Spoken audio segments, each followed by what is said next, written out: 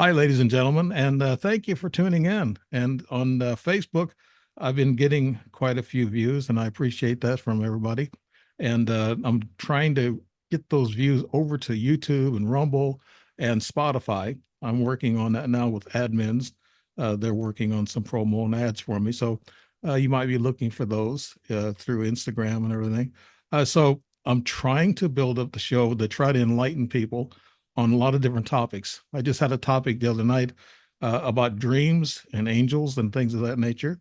I've had ETs, I've had Bigfoot, I had cryptids, I had anything. You never are going to tell what I'm going to have, but tonight, this is something I've been wanting to do. A lot of people are interested in this topic. You're listening to Dave Emmons and the Strange Reality Show, and my guest tonight is Erin Egnatz. And she is a mother of three, a historian, published author, and a ghost hunter. I'll have her tell you about the books. She's a ghost hunter. And yes, we are talking about ghosts tonight. And a lot of people are interested in that because it seems like to me, there's one other network that my show is on, and they are more paranormal ghost type stories. So this guy will like this. Aaron Hunter is his name. He's got Paranormal Activity network, and so he'll like this show. This is Ghost, and so ETs and Ghost. A lot of times people split that. I don't know why they do that, but they will like either one or the other. So we'll see how this goes. But the Ghost, I'm always been interested in. I got a buddy who's written quite a few ghost books, and he's also a researcher and investigator. Okay, now Erin Egnatz. She is currently a history professor at the University of the People. She is also a published author, having released three books related to the paranormal. She has been fortunate enough to work with some of the best in the business, learning as she goes. She has been featured in Newsweek, NBC, Fox, and MSN, among other news organizations, where she has discussed her career, which consists of spotlighting locations around the United States rumored to be haunted. Talking points are going to be free flowing tonight. We're just going to just wing it. I know she's a pro, she's a professional, she knows her topic, she knows what she's done. And I'm sitting here and I can look a fool anytime, so I just, I can make mistakes and I'd be okay, okay, all right. But no, not really. I try not to make a lot of mistakes. Erin Egnatz, welcome to the show. Thank And you for having me. yeah, tell us how you got involved in this and tell us what you're doing now. Okay. Okay. Well, I started way back when I was 14. It was a family trip to Gettysburg. It seems like everybody's ghost always starts in Gettysburg. Right. Um, we were walking the battlefield. My dad, he's Mr. Tour Guide, and he had his guidebook out, and he was kind of just pointing out different spots. And my mom and I kind of walked over to the side, and we saw these reenactors. So we kind of focused in on them a bit, and we watched them as they were emerging from the trees. They were in formation and they were just walking towards us. And we thought that was pretty cool. So we tried to grab a camera, but this was back before digital cameras. So, you had to play with the film and everything. We couldn't get it to work. But they got about halfway across the field and they just disappeared. They were there 1 second and gone the next. We looked at each other Hmm. like, what just happened? And before we could process it, they started walking again. Same guys coming straight from the trees. And they got about halfway, stopped, disappeared again. We went and grabbed my dad. We're like, what is going on? These reenactors are over there glitching. And he's like, what reenactors? He didn't see them. Right. We both saw them, but he didn't see them and my sister didn't see them. So it was like two against two. So that kind of piqued my interest, of course, because there was no solid explanation for that. It took a couple years, and I was in my history class in high school by this point, and my history teacher was a ghost hunter for Indiana Ghost Trackers, and he would tie history lessons into ghost stories to make it more interesting. And that really captivated me. And from there, I was hooked and I started doing my own ghost hunting shortly thereafter. Right. I I've been fascinated by it. I've been out on ghost hunting investigations with my buddies, and we had a group back in around 20, well, it was 08 through 2012. I was involved with a couple of different groups. I'd go with them, but I believed in ghosts, residual energy, that type of thing. It's hard to explain what they are, uh, but I believe in them. But I tell my buddies, I said, don't take me in, and they said, why? In the house, I said because the ghosts won't appear, and it's usually if I go with them, they don't appear around me. I don't know why that is. Maybe because I've been ET'd or whatever, through my abductions. Maybe I got that. They don't prefer that or whatever. I don't know what that is, but I've never seen a ghost in person. I've seen the Gettysburg ghost on documentaries. That was fascinating. Now, the ones you saw, did they have Confederate or Union wardrobe and the guns with them? They appeared to be more Confederate because it seemed to be I hate to say the gray area, but it was one of those uniforms that could kind of go either way because there was a lot Right. of militias. But I'm thinking from where they were coming from, they were Confederate because that was a Confederate line. And my feeling, looking back now, is that this was a residual haunting, not an intelligent ghost, but almost like an imprint in time that was glitching over and over again. So I believe that they were Confederate. Right. We talked about pre-show. We were talking about. I usually ask the question about what's the difference between a ghost, a spirit, an angel, an ET, and a dimensional entity. They all come from outside of us, so that makes them an ET, actually, an extraterrestrial. And the ghosts come in through different dimensional portals also. So we can't really tell the difference between them. I know there's invisible ETs. I've experienced that, and there's angels. I've seen a couple of angels myself, and but they weren't invisible. I mean, I was able to see them just briefly. But I wanted to ask you, what are the different types of ghosts? You said residual energy ghosts, and then ghosts that will be intelligent and relate to you. Erin, could you tell us a little bit about the differences in the different ghosts? Sure. So the residuals, those are the ones that I like to say they're like nature's video camera. They're imprints in time that just they're not actually there. Hmm. It's more of just, a memory playing over and over again that you can see. An intelligent haunting is what we think is a spirit that happens to be there, knows we're there, and can interact with us. So um they're very different, but at the same time, if you see one, you're going to be surprised either way, whether they're residual or not. Right. Have you actually communicated with a ghost yourself? Mhm. Yeah, not ones that I could see. They're usually through what we call EVP, which is electronic voice phenomena. Um, but I've never with an apparition. It seems like it takes a lot of energy for them to hold that. Yeah, I noticed that through these other people that investigated. I and you get this cold sensation, Aaron, when they're around. They steal Oh the yeah. energy. Could you Yes, tell us about that? if in a lot of locations you'll feel these cold spots, and most of the locations don't have air conditioning. A lot of times we'll do it in the summer because obviously the weather's better. So there's really no explanation for why these cold spots happen to be there. So we kind of chalk that up to probably paranormal activity. Sometimes I've even felt hot spots Mhm. in colder areas. I just think that that's the particular energy that the spirit's giving off, whether it's cold or hot. Sometimes it's different smells. They have different ways of letting us know they're around.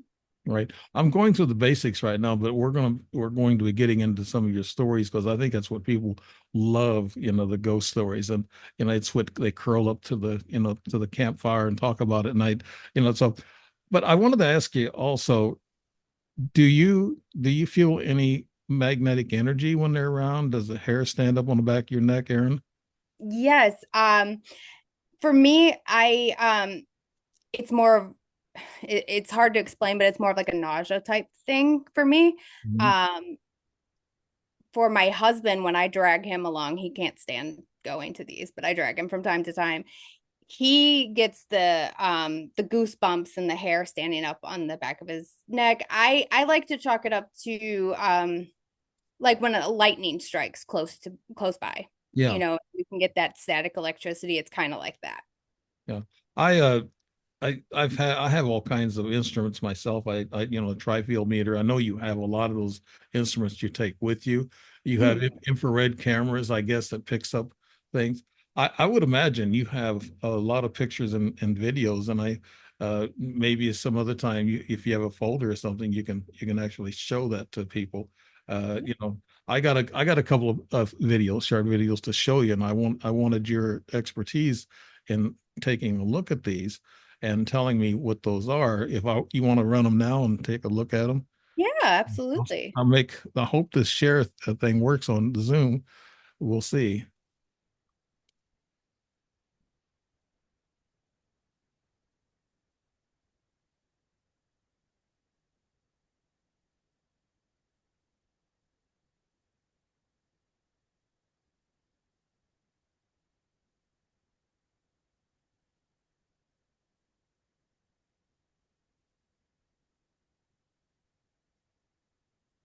Hey, Erin, this is somebody sitting at my desk. It was about 5:35 in the evening. My wife and I were gone, and you can see the hairline above where the chair is at. Now it'll go still there because it did what he didn't move. It didn't move. You can see the forehead and actually glasses, and then it. So I had a buddy that passed away about 5 or 6 weeks ago. And I just named this thing Ed because I don't want to give away people's names or anything like that. But this was sitting behind the desk, and I thought that looks just like. And I went back and took a look at my buddy that years back, and that's what his hairline looked like. Wow. Do you see that right here?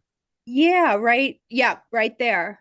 You see the glasses here, eyes, forehead, and hairline. And right there, this split right there, it's hairline. There's my chair in behind him right there. Wow.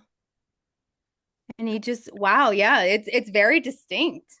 Yeah, it's my wife, she's really good at debunking my pictures. So I bring her in to because a lot of times, you can get too involved in this and you know that yourself, Oh and yeah. you can get trigger happy on your thoughts. I'll go to another one here. This is the one that really spooked my wife out, and I told you about it earlier. You'll Mhm. see at the beginning, there's a flash there.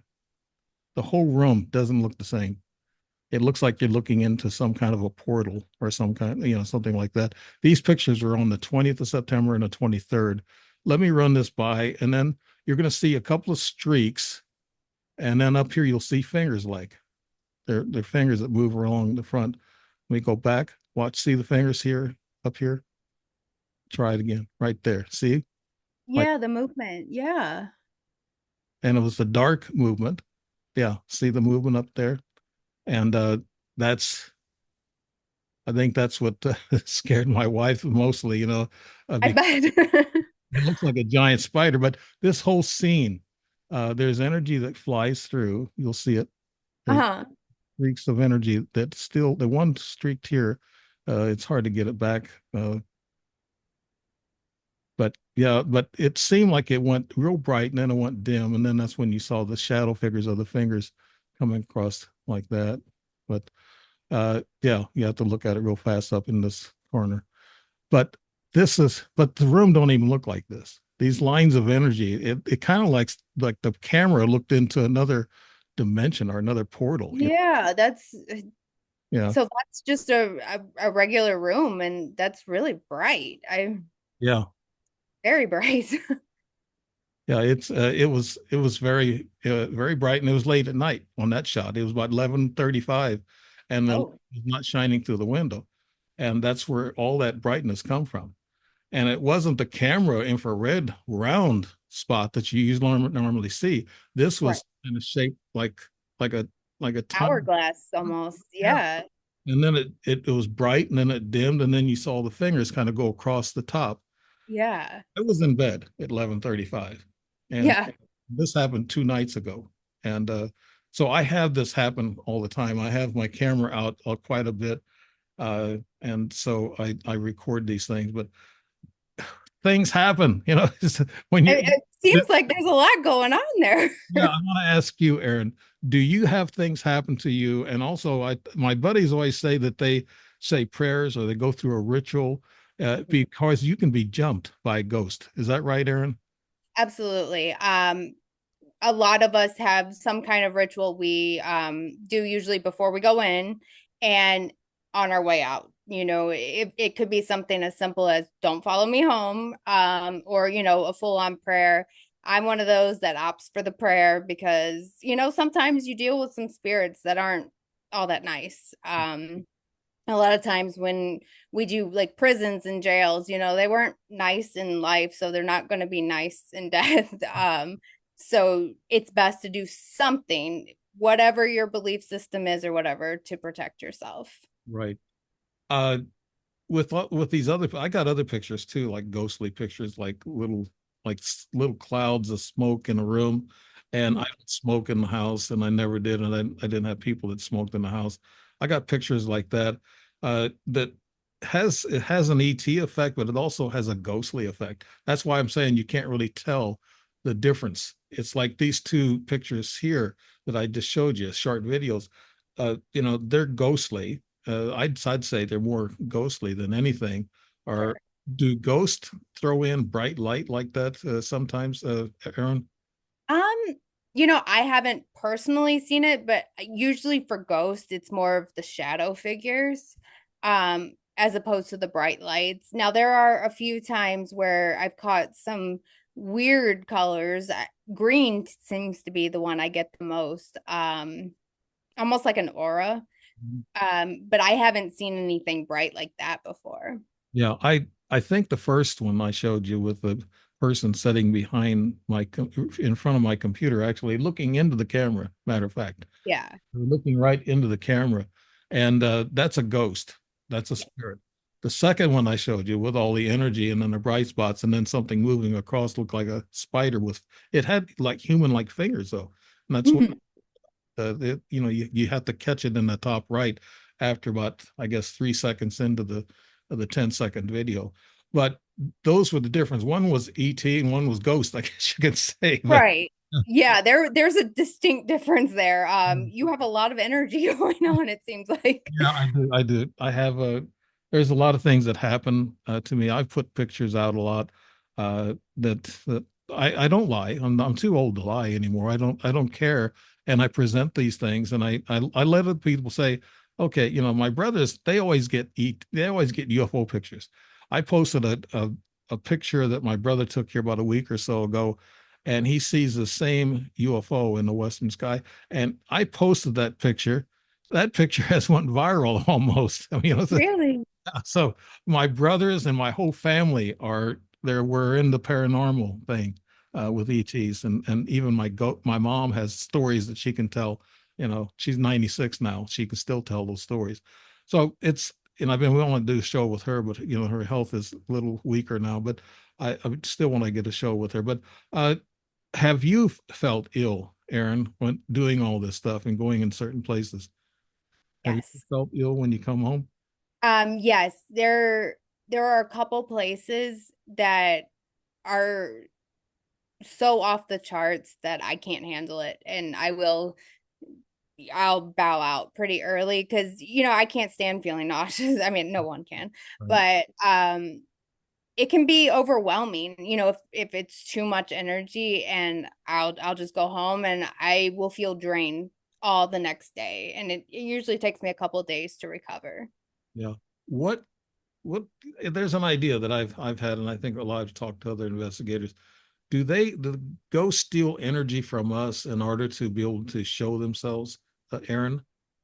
I wonder about that myself. I don't know if it's intentional, but possibly. I know they do from our electronics, because when we do investigations, we have all these gadgets, and you can start with a full battery and within a couple minutes it's gone, Yeah. and it's completely inexplainable. So I do think that they feed off the energy to form. hmm I've had my camera talk about infrared. I had the same thing. My batteries, they kill them. And, double A batteries aren't cheap. Not Right. yeah. So they kill five of them, right away. But then I also get where 2, 3 weeks ago, I was shooting. It made the camera go 450 times shots, nothing in it. So something was controlling the camera to make it trigger every minute, and it was all night long. So about 450, and that happens several times now. It's happened quite a bit in the past, but there's something that's controlling it. That I don't know if that could be a ghost or an ET involvement, but it could be either way. But I want to get into the juicy stuff now. Some of your stories. I want to hear some, start, give us about 3 or 4 your really good stories that really scared you and something that you really saw and you can explain what it looked like, Erin. Go ahead. I will start with the one that pretty much almost made me stop ghost hunting at the very beginning. I was very inexperienced and I was only about 19. And I brought two of my friends with me who had no idea anything to, as far as ghost hunting goes. They had no idea. They're like, okay, it sounds like fun. Let's go do it. So there's this location close to us. We call it Gypsy's Graveyard. Because back in, I think it was the 1830s, a band of gypsies were passing through our hometown, and the locals didn't want them there, so they pushed them off pretty far out. But the gypsies, they needed help. They were sick, and they needed rest, so they rested in this area, where a lot of them passed, unfortunately, and they were buried there. um it was maybe 40 years later, people started saying that there were ghosts in the area. And there's a whole bunch of written firsthand accounts from the late 1800s of this place. So it's very, very famous. So we decided to go out there one night. It was about 2 o'clock in the morning. There's only one parking space and it's across the street. So we get there, we park, and we start to cross the street, and headlights show up. Like, oh, great. It was a police officer. And he was like, what are you doing? Even though he already knew. And so we told him, we're like, we're gonna go in, we're gonna check it out, see what it's like. He goes, you know what, go in there, but I'm not coming in after you. I've been in there on several calls and I've never been more scared in my life. You go in there. Really? You have to bring yourself out. And then, so that kind of set the mood. We were scared by that point. He drove off and we proceeded to go inside. We walk about halfway in, and it was almost like the energy was too much. I just stopped. And my friends, they felt it too. They were kind of giving me these looks like, why did I listen to you? And it all of a sudden got very, very cold. And this was not a cold night. So, that's alarm bell number one. Then everything became very silent. Now we live not far from I-65. The expressway is maybe a half a mile from the cemetery. So outside of the cemetery, we could hear it. Inside, we heard nothing. No road, nothing. No crickets, nothing. It was just completely silent. The next thing I know, this mist starts, like an unexplainable fog. It starts forming. And I kind of looked at both of them and I was like, maybe we should go. This doesn't seem right. We get right to the gate and I turn and look back, and there's this figure. It's probably 2 feet off the ground, and it's gliding, not walking, not running, not even flying. It's like gliding across, and it gets about eye level with me, and then its head snaps to the side. I don't know what happened. I don't know what I was staring at. I wouldn't call it a traditional ghost, because it felt really wrong. I don't know how else to explain it. It just felt dark. Then its head snapped back and it continued on its glide. We didn't say a word. We just ran. We got in the car. My friend drove off. We get to a rest area that was about a mile and a half away. We go in, we grab some coffee and kind of, just try and process what we just saw. No one said anything this whole time. So they haven't told me what they saw. And an old investigator had told me when I first started, if you see something, have everybody whisper to one person so you can line up your stories, so people can't build off of each other's, so that it's the truth. I asked my friend on the right, I was like, what did you see? Whisper it to me. And he described exactly what I saw. And then I asked my friend on the left, what did you see? Whisper it to me. She described the exact same thing. So we all saw the same thing. We were scared. We went home that night. Then we met up the next morning. We get into the same car, and the car starts turning on and off by itself. It's like, what happened? Then the radio turns all the way up to the point where we had to get out of the car and just close the doors. It was horrible. I stopped ghost hunting after that, and it took about 3 years before I ever did another haunted location. Wow. Could you tell what this thing looked like when it turned its head to you, Erin? I couldn't see its face. It was completely black. Just the darkest shadow you can imagine. And this sounds so weird, but its head, I don't know if it was wearing a hood or it just had some kind of weird pointed head. It was the weirdest thing I've ever seen. Those are shadow people, or what they call the slim man or whatever. There's kids that see the slim man. I had a nephew who saw the slim man. He told my brother, he said, I saw that tall, dark, skinny thing. There's really just the shadow, just dark, black. And that's what they call the shadow people. I've had some experience with that. I've seen shadows on my camera, but I couldn't really, determine what it was. But I think this thing might have jumped into your electronics in your car and followed you out. Yeah. Do ghosts play with the TV and the radio in your house if they follow you home, Erin? Have you ever had that? Yeah, I have one because as a historian, I collect a lot of historical pieces. Um, I specialize in the American Civil War, so I have a lot of war things. Mhm. Um, Ever since I bought this one bayonet, it was at Gettysburg. I have a lot of activity, and this guy, when he gets wound up, he'll mess with the TV. He'll turn on my computer, that's been shut down. If he wants attention, that's what he does. Right. I know I've had the same thing that, they play with electronics. It doesn't matter what site does it, spiritual, ET, whatever they can control. Mhm. Imagine their intelligence after they go across, their IQs might have been 110, 120, but then when they go across, their IQ must go up to 500 or 600, Oh yeah. because they know what everything's about. Even a ghost or a spirit, when they cross over, they become very intelligent, and they can handle any of our electronics. They can manipulate them and do things with them. I've had the same experience. Uh, Now you're an archaeologist too, and Mhm. historian. You mentioned something about a bayonet. Now, there's a show on there. It said, what is it? It's a ghost items or ghost antiques that you don't want to take home. Yeah, yeah. I know what you're talking about. I used to watch it. Yeah. Could you tell us a little bit about that, Aaron? How ghosts can attach themselves to physical items? Yeah, I think in a lot of cases, like with the bayonet, I don't know if it was his personally or if it killed him. I don't know.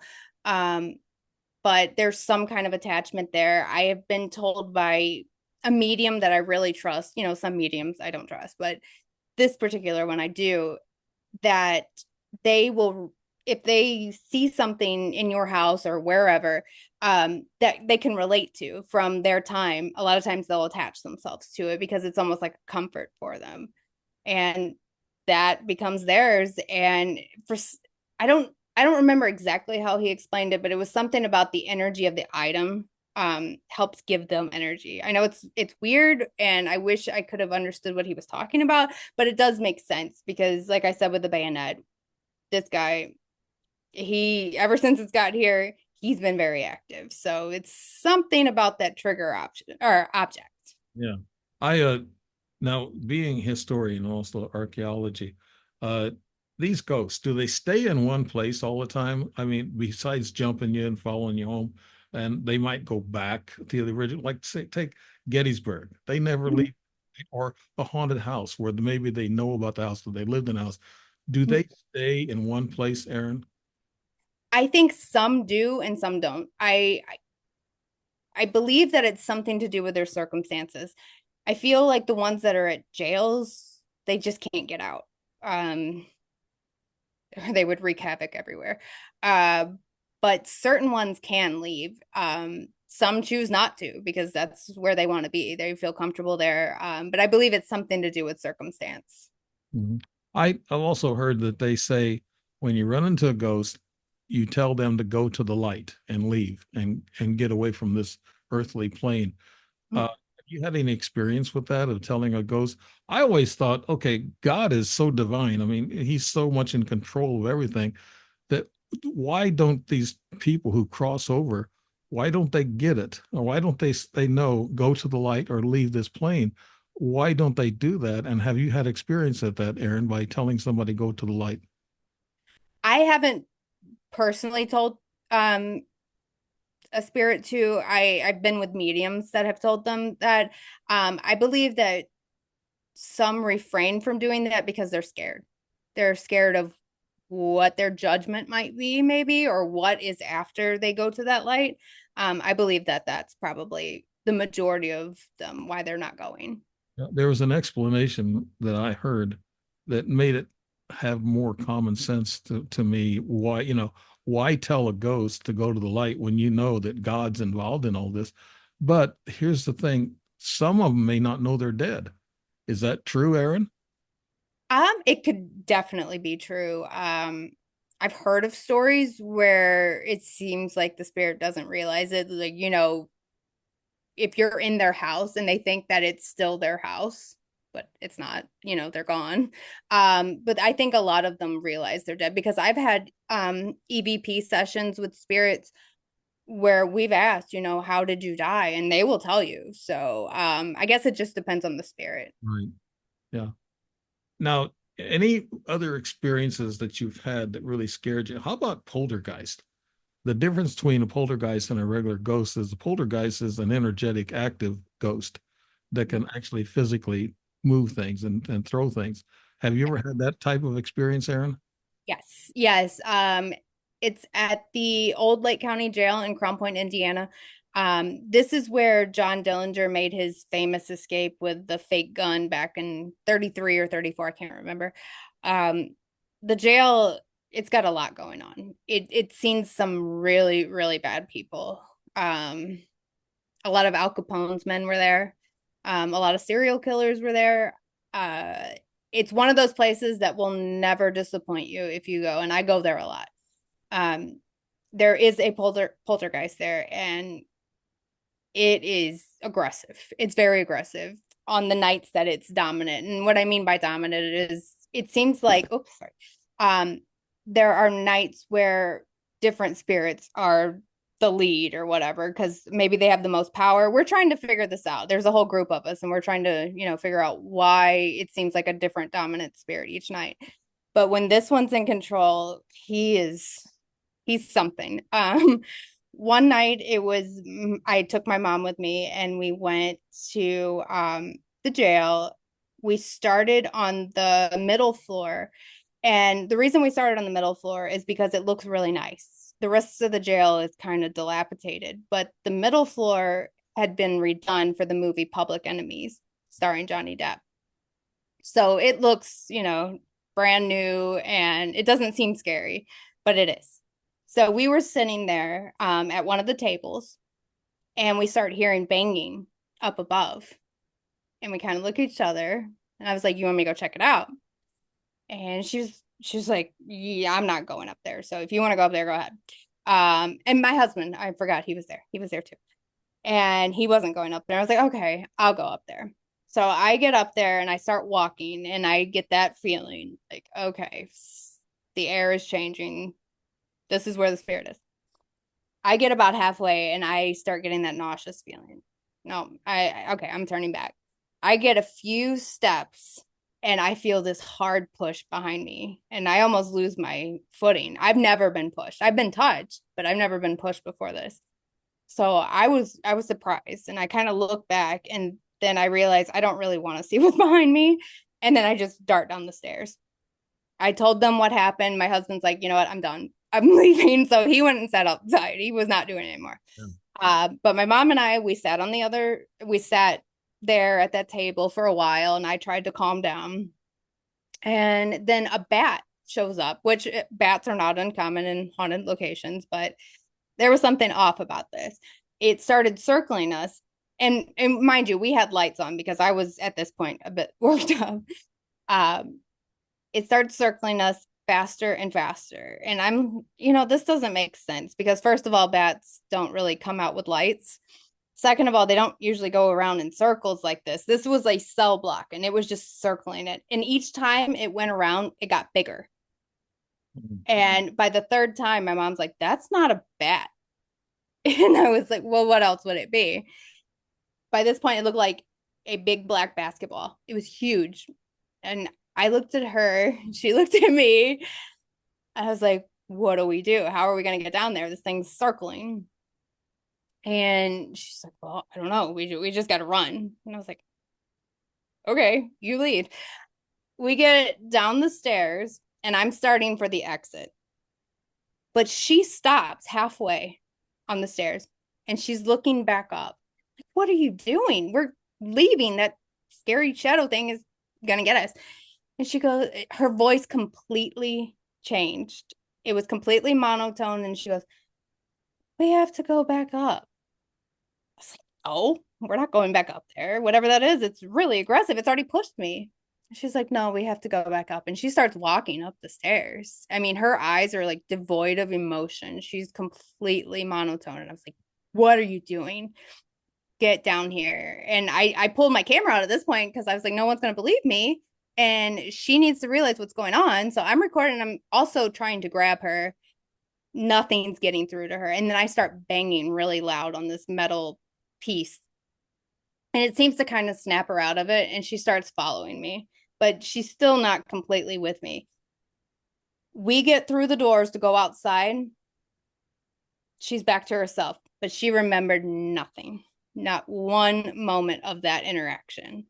Mhm. Um, I was just completely worked up by this point because I'd never experienced anything like this. And I'd been doing ghost hunting for about 15 years by this point. So we walk outside and we talk to the lady that runs it. And then we kind of sat down and she told us some of the other scary stories that happened. And about halfway through the story, this big, huge, heavy Victorian door slams open. Just no reason. There was no wind or anything. And I was like, you know what? It's been lovely. I'm done. I'm going home. I'm not doing this anymore. So, we did every prayer we could think of. Do not follow us home. We left, never talked about it again. And it took a couple years to return to that one. That was scary. There must have been some sort of a magnetic energy also along with that, because if it caused your mother to lose her memory about what Mhm. happened, and you kept your memory about it, right? I mean, Oh apparently yeah. the story about this black ball. Did you ever get brave enough or think about reaching out and putting your hand inside these dark things or whatever, these ghosts, and see what happens? Is that being too brave, Erin? In that case, that would have been too brave. Now I have um had my hand around a shadow figure, just a normal, run of the mill. That didn't bother me. It was just like a cool feeling. Um, but not this one. This one, I don't know how that one would have felt. Did you get any readings?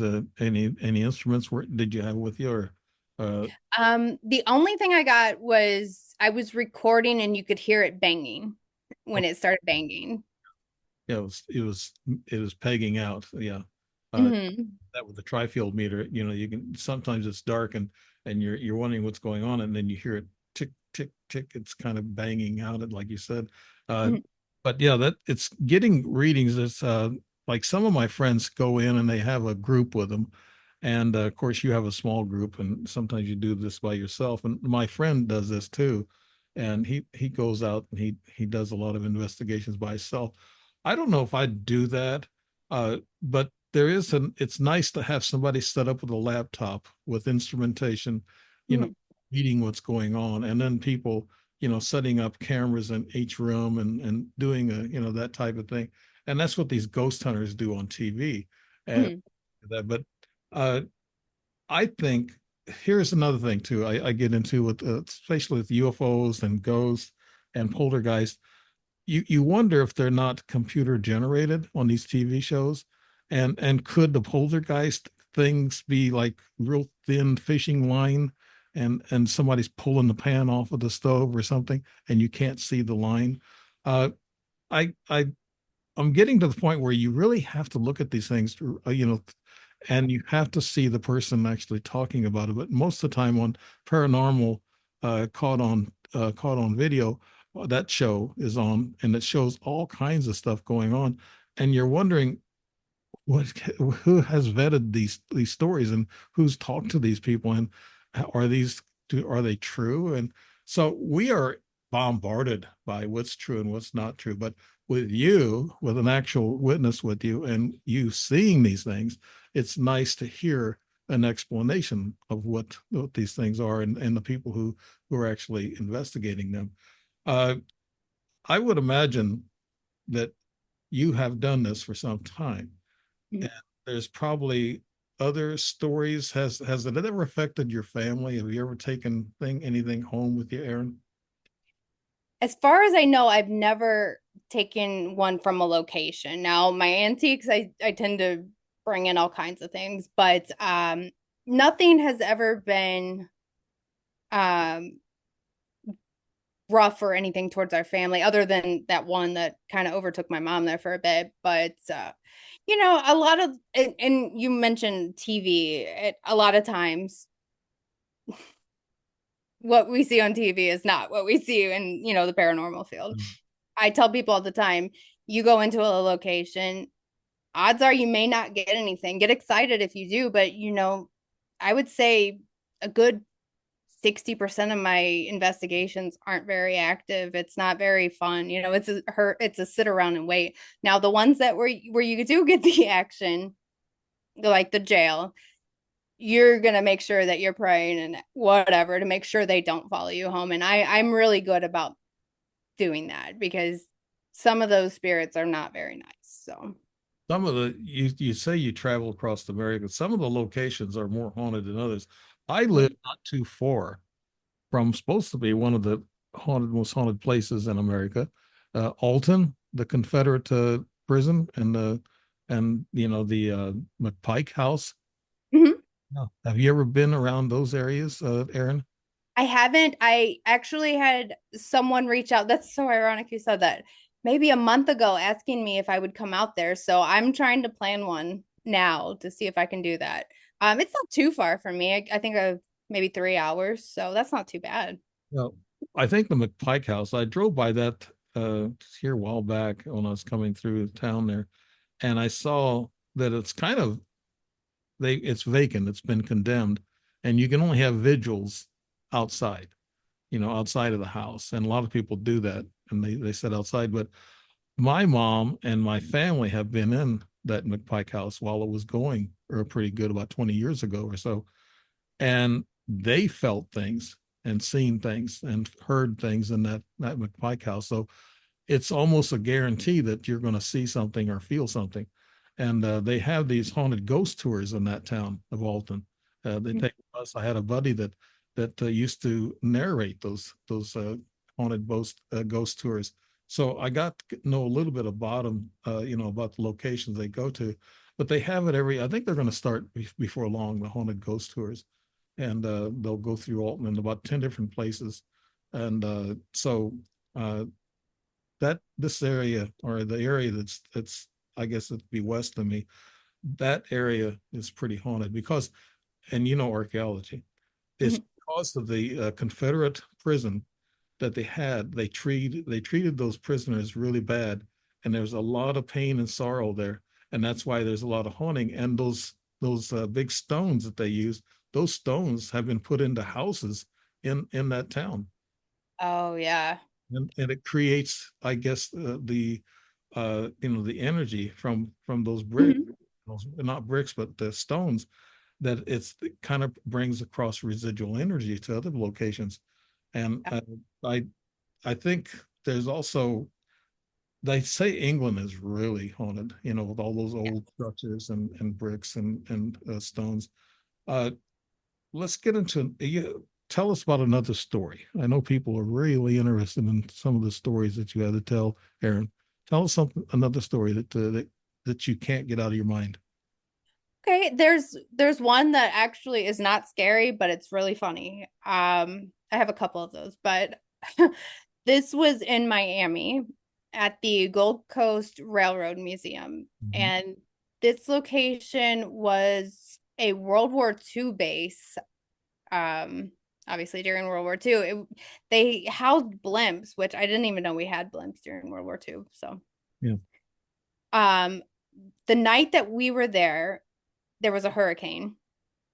And we figured out that during a hurricane, the energy really racks up with the spirits. Something about, the lightning or whatever, it gives you a good night. It's not really safe because this is like old air hanger, so I don't recommend it. But so we were in one of the cars. I want to say it was the Magellan, which was the old presidential car. So we were sitting there and we were kind of just doing an EVP session. And each one of us, because we're all, professional ghost hunters, so we all have our own devices. And we all press play or record and we start our session. And I don't remember which one of us was leading it, but they asked, who do you like the most? Who do you hate the most? Are you happy that we're here?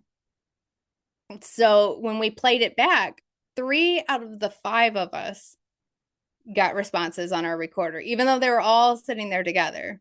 3 of us got it. And the first one was no one. I don't like any of you. Second was I hate Erin, which made me start laughing because like, oh, thank you. Um, the last one, it was a scream telling us to go away and, started cursing us out. And it was hysterical because it's the first time I've ever been cursed out by a spirit. But he was just yelling and screaming, leave, calling us all kinds of names. It was really, really funny. Um, Later that night, I walked over to a different location. And, we were doing a bunch of on location recording and stuff. So, you have a lot of makeup and stuff on. And I froze and I looked over at my co investigator. I was like, I just got touched, like really touched. And it felt like a hand went down my face. And he told me to turn and he put the flashlight on and you could see a finger through my makeup because humidity, Florida. And it just like left this big mark where his finger went down, but none of us saw it, but I felt it. So that gave me some tangible proof, this guy who was so mad at us is now touching us. Well, apparently he liked you. A lot, yeah. He was Despite what he said earlier. yeah, he's just trying to pick some trouble with you. But how about pets and animals? I wanted to talk to you about that. Have you ever seen dogs or cats involved in being ghosts? Waverly Hills, one of my favorite places to investigate. There is a dog that haunts there. Um, I've done it 3 times now. The first 2 times I got nothing, animal wise, but this last time, the whole night there was a dog barking, and we would try and track it down, but we couldn't find it. Mhm. Um, it seems like we would get to the end of the hallway and then it would be over here barking. So we would go back this way and then it would be back where we just were barking. It was just like a wild goose chase, but it was really weird because that was my first real interaction with the animal spirit. And I don't know, I'm such an animal person to begin with that it made me sad. Yeah. Um, but it was really, really cool because it was so clear. You would have thought a actual living, breathing dog was there. Mm. I've seen, these stories on TV about animals and dogs. Uh, Dogs and cats, they're so long ago. I guess maybe not up until maybe 20, 30 years ago. A lot of people didn't think dogs and cats had souls, but I think every living creature has a soul. Different kinds of souls than ours, but they have energy that keeps them alive. And so that energy also has a soul along with it. Uh, have you have you run across, I guess, somebody that you know that you might know? It's just like the first picture I showed. I think I know this person. Have you run across anybody that you knew that was a ghost, and you think you felt that that's what was the person, a relative or a friend, Erin? Um, Not that I knew personally, an ancestor. And the only reason I was able to figure it out is because one day I was sitting, my dad had just given me a whole bunch of old family documents because as the family historian, I get all historical stuff. So he had just dropped off all these old pictures and letters and you name it. And maybe 2 days later, I think it was a couple days later, I was sitting in the house by myself. My husband and the kids were gone. And I see this man walk by. And I'm like, what did I bring home now? um, he just walked right through my living room and then he was gone. And I got up and I was like, wait, I've seen that face before. Am I imagining things? And then I ran over, grabbed all the pictures that my dad brought me, and I started going through it. And it was my great, great, great grandfather, just exact. His hair, everything. Obviously, the picture was, like sepia because it was from the 1800s, but looking at him walking through my living room, this was the same man. And it was just, oh my God. I would imagine with a DNA energy and frequencies that you have from your past history, and then you have that same DNA in you, that quantum entanglement is quite active amongst, I guess, spirits and ghosts that can attract themselves to you. I know I had a brother that passed away, and at his funeral there was a little white feather. It was laying at my feet, and I picked it up and I said, "Wow!" And the first thing I felt, they say it's a gut feeling when you do that, and it was a message from him that he's doing fine on the other side. And I give it to his daughter, my niece. But also, about a few months later, I was at my mom's house. I went to the restroom, and I heard three loud knocks on the bathroom door. And I said, I'll be down, I'll be right out. And so I went out and there was nobody there. And I asked my brothers that were in another room, they were visiting my mom. And I said, did you guys go to the bathroom or anything? They said, no. And one of my brothers said, that's your brother Mick. Because Mick usually would knock on the door 3 times to see if anybody was in the bathroom. So Wow. yeah. So it have you had those experiences, like, do ghosts do more, they make sounds and they make knocks? Have you heard any of those, Aaron? Oh, absolutely. Knocks are a very, very common thing. I've heard their voices. I was on the the USS Lexington down in Corpus Christi. It was a World War II aircraft carrier. And it was just myself, my husband, and our guide, because on those old ships, you have to have someone with you Mhm. because they're dangerous. And we were just sitting in a room, and you can hear footsteps coming down the hall. So we kind of just, look at each other, but then it kind of faded. So we went back to our conversation. Then I looked up and I was like, did that door just move? And then all of a sudden you hear very loudly, sir. Like the guy that was our tour guide was also some, I don't know his naval rank, but they would have answered to him with sir. So this spirit came up and said sir to him, and then walked off, and you can hear the footsteps retreating down the hall. So yeah, I they can do all kinds of things, footsteps, banging, and straight up talking. So, and I caught that one on camera too. So I hear whistles, and of course, I play with electronics. We said earlier. How about mhm. kids? I know you got some kids. How are they? Are they afraid of what you do, Aaron? No, they're so into it. My daughter especially, she sees all these YouTubers now that are really starting to get into ghost hunting. So now she's interested. When I was doing it, no, but now that they're doing it, it's interesting. My youngest, he loves it. My oldest, he doesn't really care. So either way. Yeah, some people are interested in the paranormal, some aren't. Uh, what would you classify ghosts? We call them residual energy, but are they really truly coming from somewhere else and visiting us, or are they, or I think I might have mentioned, we alluded to it, are they always here in a location? Or are they coming across and visiting you? Well, when you're there, and they say you're not going to see a ghost if you're not there. It's like, does a tree make a noise when it falls if nobody's around to hear it? Is that the same thing with a ghost? Does it take your energy to bring them out in a haunted place, Erin? I don't think so. Because I've had a couple of times where I will set up a camera and then I'll just completely leave. I've done this at Gettysburg. Um, there's a place there called the Bolidary Inn. It was a field hospital during the battle. Um, I set up a whole bunch of cameras and then I left to go to the battlefield or field or whatever. And then a little while later, I got a notification on my phone saying that there was movement on one of the cameras. And then I pull it out thinking, it's just nothing. But it actually threw my camera. um, threw it across the room. So even though I wasn't there, it was still doing stuff. So Yeah. And did the camera pick up whatever it was that threw it across the room, Erin? No. no, no, just its journey across the room. And the batteries flew out and it was dead. Yeah. Yep. But I haven't had, I've had things happen to me, little things. Like you go to the grocery store. I've heard this from a lot of people. When they go to a grocery store and they're walking down an aisle and up ahead of you, I'd say, gosh, maybe 15, 20 feet ahead of you, something jumps off the shelf onto the floor. And you're, what is that? And I was going to buy that article anyway.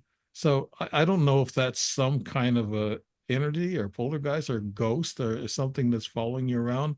And other people have experienced that too. I've heard my relatives say, yeah, they'd be in a store and things will fly off the shelf. And I'm wondering, are they following them, or are those ghosts involved in the store itself, Erin? Very, yeah, it could be. I I could use that help when I'm there because I always forget stuff. So it'd be nice if they'd throw it at me. But it could be, or it could be their own energy. I'm so interested in energy, but science isn't my thing. I'm not very good at it. That's why I ended up in history. Um, but it's a really interesting phenomena. I want to look into that. That's actually very interesting. I've heard, yeah, I've heard other people say that. I imagine some people listening, they might want to put this in the comments if they've had those things happen to them. Items that it may not be grocery items, it could be hardware items, could be toys, that fly off the. But I've seen it a few times, and it probably the last time I saw it was 6 months, 7 months ago. I saw something roll off of the counter. Sometimes it's in behind me, like I've passed it and I'll look back and I hear something, and it's something just. And I looked at the shelf where these things were at, and I thought none of them are sitting on the edge. They shouldn't have fell off. Something must have pushed them off. So you Mhm. get those little things, and then you go on. You say, okay, you just don't think about it. But Right. a lot of people who are not aware that things like that go bump in the night, and they do, and they're all around us. A lot of times, there's energy around us, there's spirits around us, and of course, there's ghosts and spirits, whatever, and then Mhm. sometimes even ETs around us. And people have to be conscious of the fact that we are in such a thin dimensional veil type of situation. And they even talk about being a matrix and a hologram. And so I'm not so sure about all that, but do you think that these ghosts, when they appear and they show themselves, you can see through them. They're just like holograms. And do you think they're kind of holographic, Erin, the ghosts that appear that you can see? Um, to me, and this is just a theory, it's how much energy they have, how solid they can look. Because my theory is that shadow people are apparitions that can't fully form. And it's just a working theory, of course. Then, there are the spirits or ghosts or whatever that are kind of see through. But then I've seen them where they're solid, like those at Gettysburg, where I thought they were actual reenactors. So my theory is it's how much energy they can muster up, to fully form. But you know, like I said, it's just a working theory. It absolutely could be anything. That's what's so interesting about the paranormal field. It's just we don't know, but we really want to know. There's a lot of people who are afraid. I know people that are very much afraid of it's because of their religious convictions and things of that nature.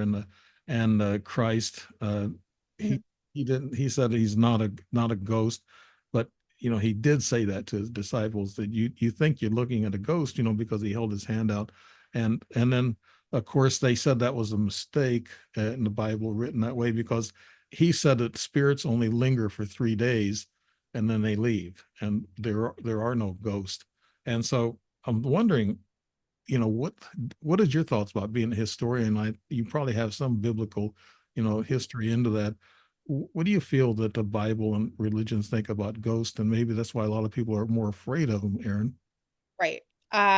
I believe, I do believe in God and whatnot, Jesus, but I also think that maybe, again, another theory, that a lot of the Bible isn't completely translated perfectly because, these are different languages that aren't really used today.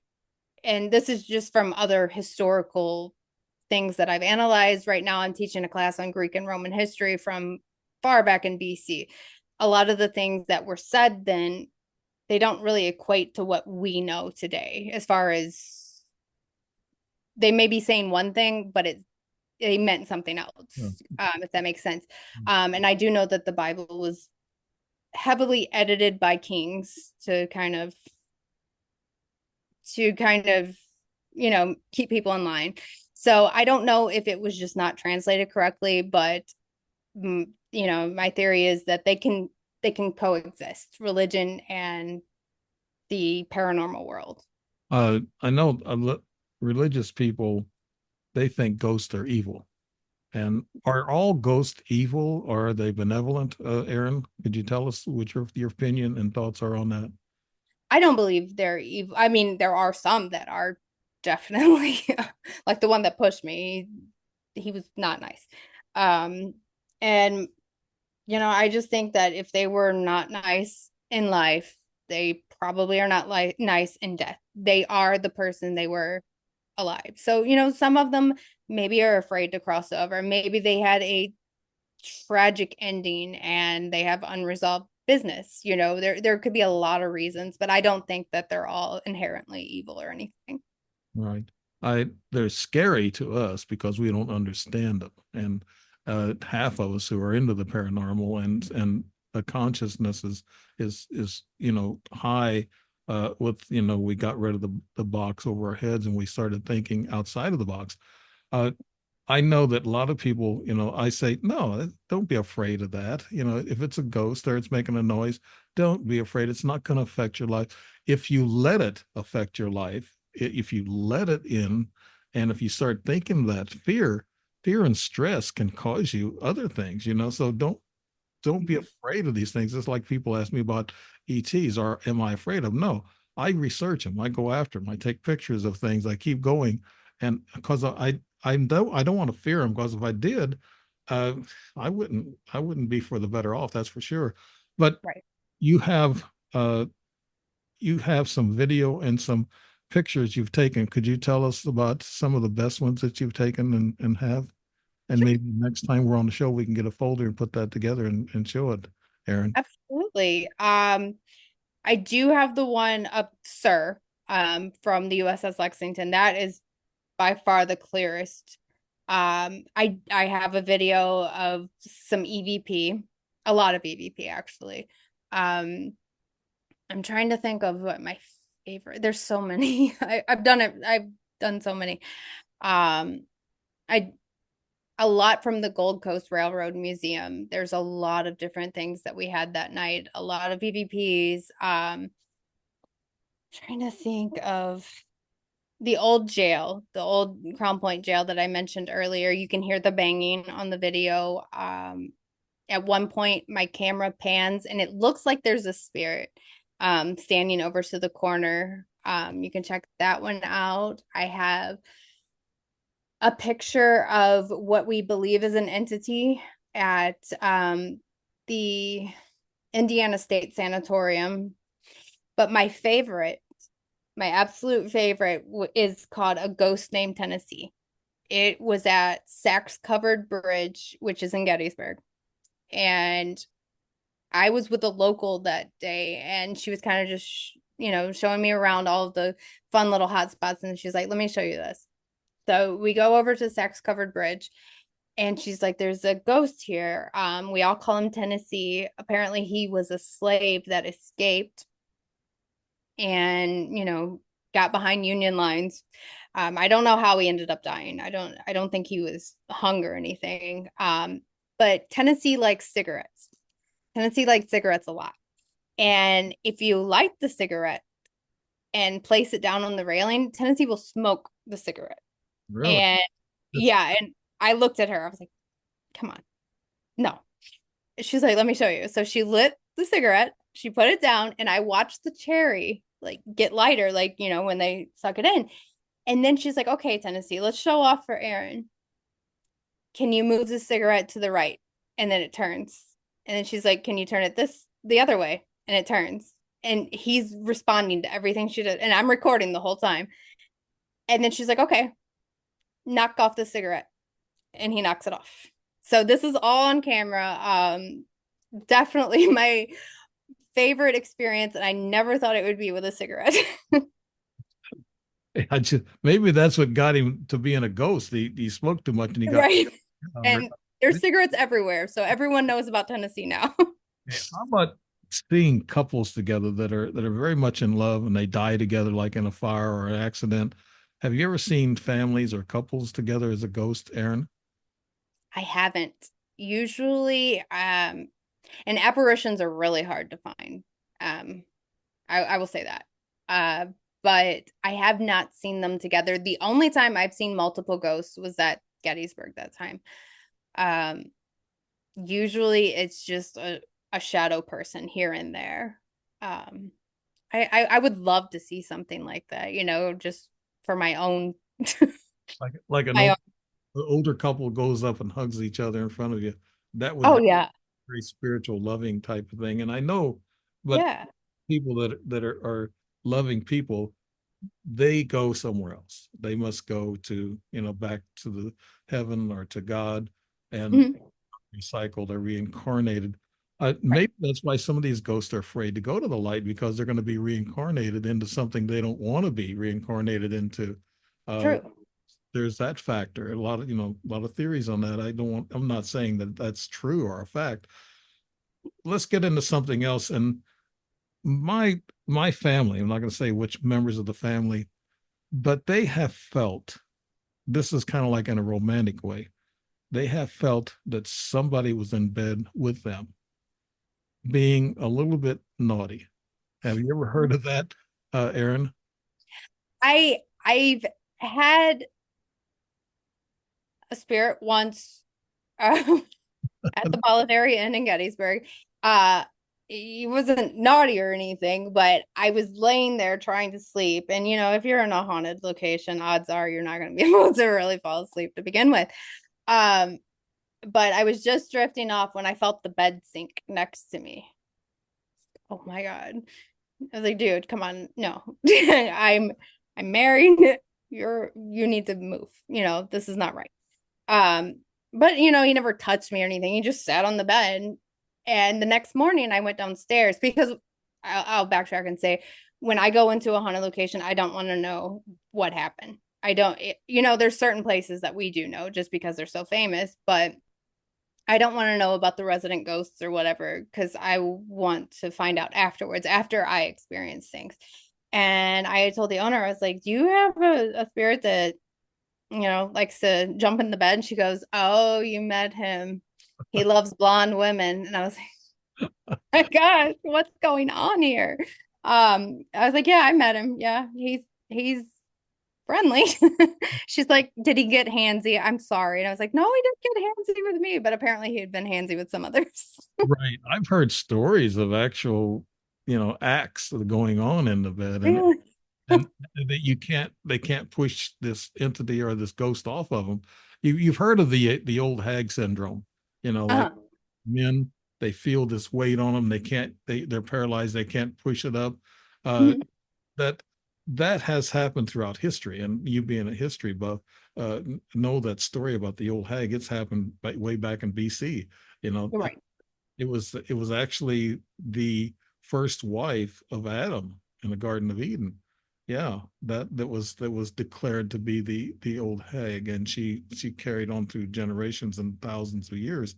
I can't think of her name. I it's a drawing a blank. I even wrote a book on angels and supernatural entities, and she's in the book, and I can't even think of her name. But yeah, I've heard other women saying that they felt like they were being touched in inappropriate places, and that's why I said naughty. And Right. this is something that happens to men and women, like Mhm. egg syndrome. And my brother told me that he got jumped by an old hag one night, and he couldn't get he had tried to push her off, and he couldn't, and he was kind of like paralyzed. I said, "You sure that wasn't an ET abduction?" Or, because you are paralyzed during that an ET abduction. And you said something that I know ETs can be weighted. That means if they sit on a bed, it'll go down. Like one set by me, and the bed went down. And ghost can actually do the same impression. They can sit and be weighted. We call it Mhm. Aaron. That's Yeah, absolutely. Yeah, I think you would probably need a pretty strong ghost as far as energy goes to be able to do that. I don't think all of them can. But he certainly could. yeah. That's so yeah. It's kind of like you hear all these stories from different people. They have different reactions and they have different stories.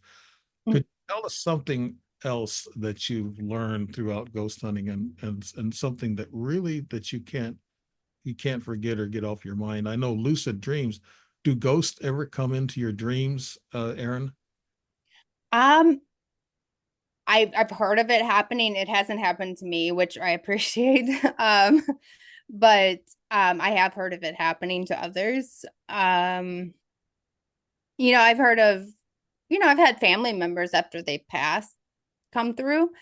I think that's pretty common, but maybe that's the easiest way for them to communicate, when we're in a different conscience. I could see where that would make it easier for them to be able to interact with us. And, we can't run around, run away from them, screaming. Um, for me, as far as something that stuck out, I think it's just as I've grown, I've learned, they're not these scary things. They're just people. They're just, as you said, like almost in a different dimension now. But they're still just people, and I've learned, you treat them with respect, just as you would anybody. Um, that's basically the thing that sticks with me. These are real people, and at some point, that could be us. So We're all that's going what, we're all going to die someday. We're not immortal, and right. as we started off being thousands of years ago, we could live 800, 900 years, but that's all changed through DNA manipulation and changes of that sort. But no, we're all going to end up where they're at. So yeah, like you said, we must respect, you know, the ghost or poltergeist. How do you how do you tame a poltergeist? How do you stop them from doing what they're doing, Aaron? Because they can be pretty destructive.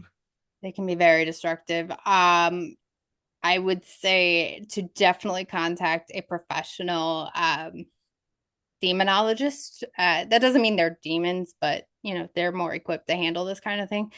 Um, they don't tend to mess with me other than maybe the push, but usually, I tell them knock it off, just knock it off, and it stops. But other people, their fear consumes them, and that kind of, I think the poltergeist feeds off the fear Mhm. and makes them stronger.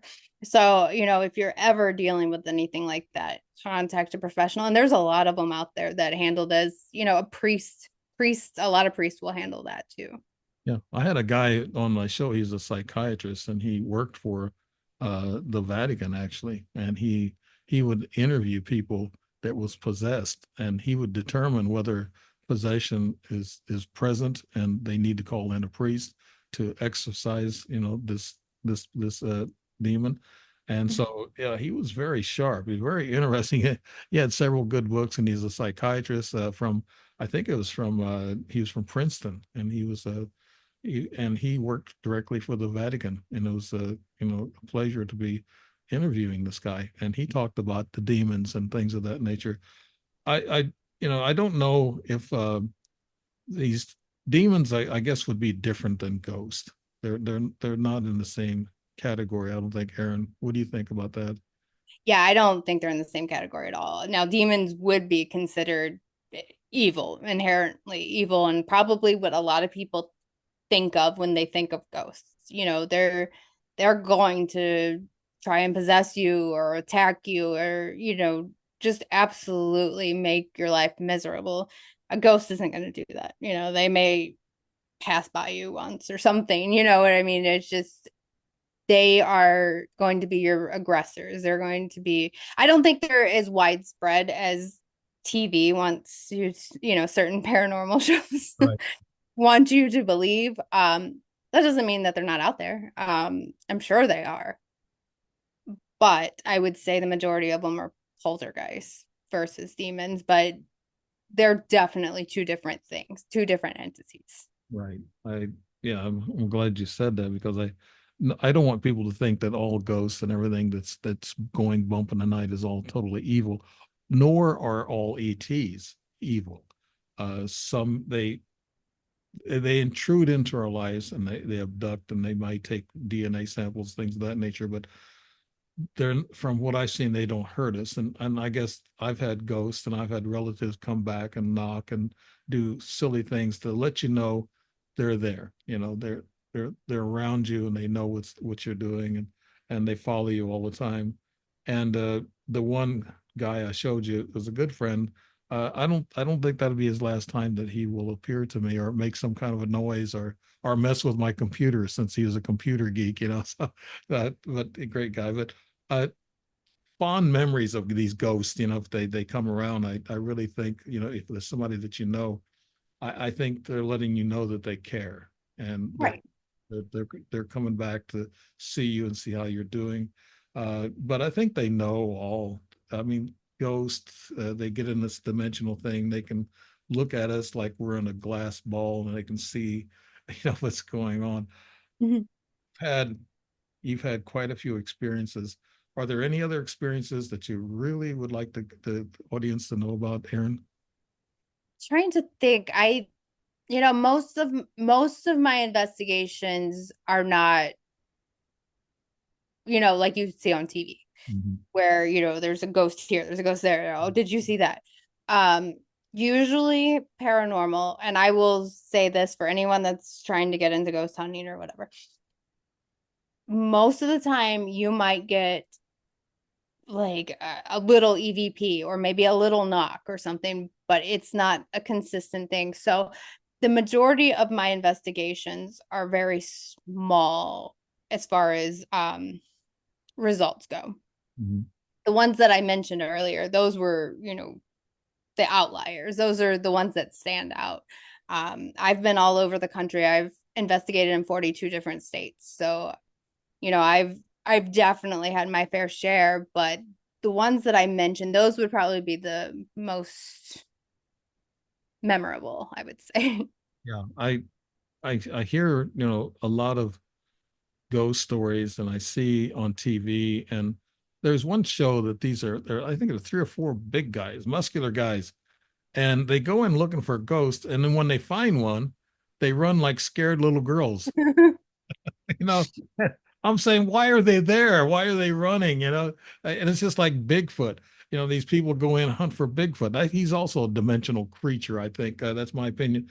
But they go hunting for Bigfoot, except the fat guys with guns. That's Right. what I call. They go in, they shoot at these critters, and they noises, and they're funny though. They have Oh a yeah. but these other guys who go and they see these ghosts, and ghost hunters and everything else, they get scared and they run.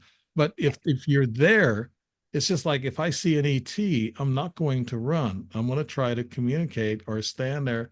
I get paralyzed anyway. They paralyze you. They dumb you down. All you can do is look. And I don't know if ghosts can do that. I heard Bigfoot can do that, with infrasound. They can do that with infrasound. And ghosts can probably make you lose your memory like your mom did in the story that you was telling. And they do that with magnetic energy. So there has to be some kind of a magnetic source energy. But I think that most of these ghost stories and these stories on TV, the producer says, well, we need something, to keep the audience, intrigued. And so they have to produce something and do something like making noises on the roof or something. They got some of their help up on the roof. You know, Mhm. I that's we're losing trust in all this, aren't we? In a way. Right. There's, and there's what, 20 different shows right now of, paranormal things. So in a lot of those investigations, it looks like it's all fit into 1 hour, but usually it's over days. Yeah. So, they're there for a full week. So of course you're gonna get some good stuff. Um, versus most investigators that are there for about 5 hours. So I think that yeah, they probably oversell it, especially when they go running and screaming. You're obviously not scared, you do this all the time. After a while, you just get used to it. And for me, I have left two different locations because I was freaked out. But the majority of them, I enjoy it and I want to interact. It's probably the other way around, and the ghost goes running and screaming from me because I won't leave it alone. It's not, me running from it. Now you've been on Newsweek, NBC, Fox, and MSN, uh, and you've been around quite a bit telling these ghost investigation stories, and I have to give you kudos. Somebody needs to do it to find out what's on the other side. It's just like with UFO hunting and stuff like that. The same thing. You don't hunt for them. You sit there and you wait for them. They pick and choose, just like a ghost. They'll pick and choose the time they want to appear and show you. Is there anything else you want to tell the audience before? I think this is my last question I'll ask you. What you think and what you found out about all your experiences with ghosts, Erin?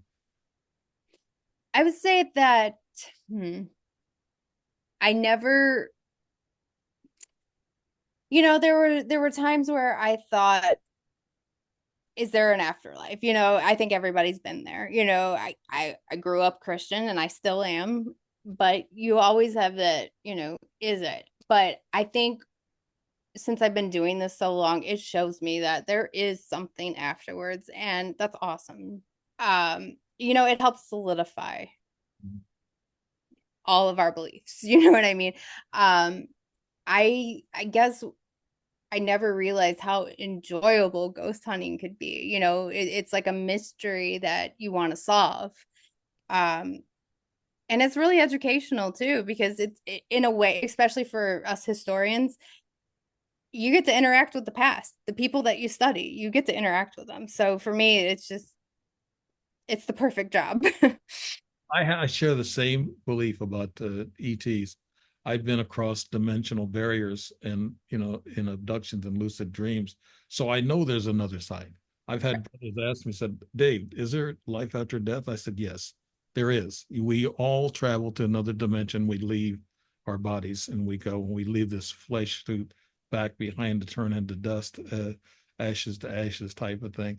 But we do go somewhere else. And I'm glad you said that I found the same thing out with the UFO investigations and my experiences that yes, definitely there's another side. And I see it. I get pictures of it. I find out more and more as I go.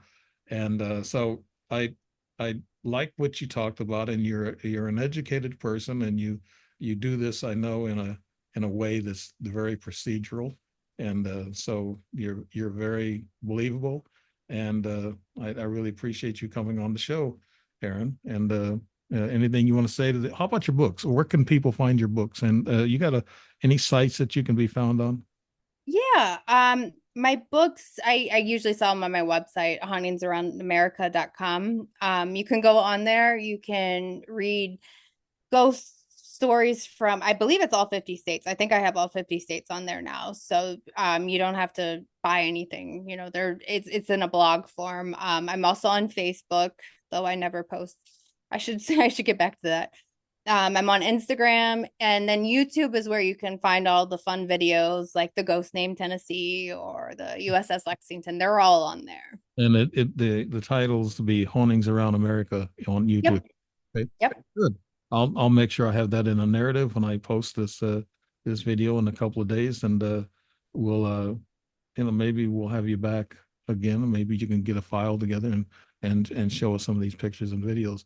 And I appreciate Erin Egnatz. Thank you so much for being on the show.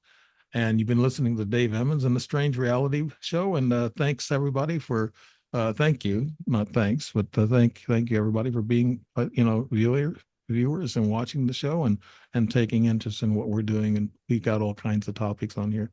And I'm glad to cover the ghosts. We need to cover ghosts more because it's kind of an exciting subject. And thank you so much and good night, everybody. Thank you, Erin.